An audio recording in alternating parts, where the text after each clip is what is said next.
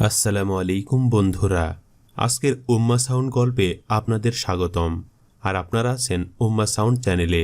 পবিত্র কোরআনের 18 নম্বর সূরা হচ্ছে সূরা কাহাফ। এর আয়াত সংখ্যা 110। নিয়মিত এ সূরা তিলাওয়াতের ফজিলত সম্পর্কে বিভিন্ন হাদিসে বর্ণিত হয়েছে। বিশেষ করে জুমার দিন এ সূরা তিলাওয়াতের ফজিলত অনেক বেশি।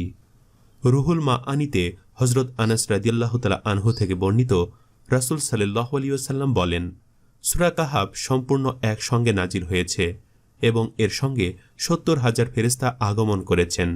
এতে বোঝা যায় সূরা কাহাফের মহত্ব অনেক বেশি। যে ব্যক্তি জুমার দিন সূরা কাহাফ পাঠ করবে, তার নূর এ জুমা থেকে পরবর্তী জুমা পর্যন্ত চমকাতে থাকবে। মিশকাত 2175। আরেক হাদিসে রাসূল সাল্লাল্লাহু আলাইহি ওয়াসাল্লাম বলেন, যে ব্যক্তি জুমার দিন সূরা কাহাফ পাঠ করবে, সে ৮ দিন পর্যন্ত সব ধরনের ফিতনা থেকে নিরাপদ থাকবে। যদি দাজ্জাল বের হয়, তবে তার ফিতনা থেকেও নিরাপদ থাকবে। মুসনাদে আহমদে হযরত শাহুল ইবনে মুয়াজের রেওয়াতে আছে যে, রাসূল সাল্লাল্লাহু আলাইহি ওয়াসাল্লাম বলেন, যে ব্যক্তি সূরা কাহাফের প্রথম ও শেষ আয়াতগুলো পাঠ করে, তার জন্য তার পা থেকে মাথা পর্যন্ত একটি নূর হয়ে যায়। আর যে ব্যক্তি সম্পূর্ণ সূরা পাঠ করে, তার জন্য জমিন থেকে আসমান পর্যন্ত নূর হয়ে যায়।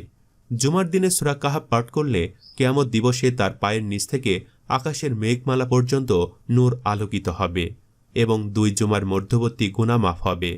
আর তারগিব ওয়াল তারহিব 1/298। আল্লাহ তাআলা আমাদের সবাইকে সূরা কাহাফ বেশি বেশি তিলাওয়াত করার তৌফিক দান করুন এবং এর মর্মার্থ বুঝে তা থেকে শিক্ষা গ্রহণ ও ফজিলত অর্জন করার তৌফিক দান করুন। আমিন।